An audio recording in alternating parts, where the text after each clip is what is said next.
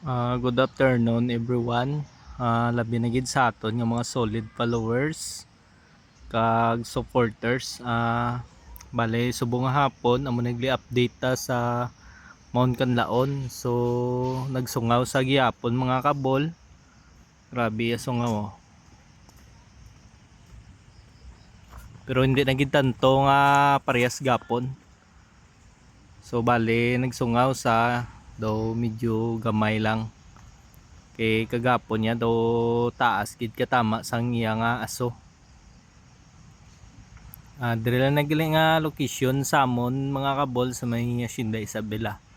Amo ni nga aton nga kuha nga lindire pakadto sa Mount Canlaon. So sang una hindi ta na di makita ang Mount Canlaon, pero subong makita ta na tungod hawan ng mga suba. Kag wala na sang mga kwayan nga gasablag.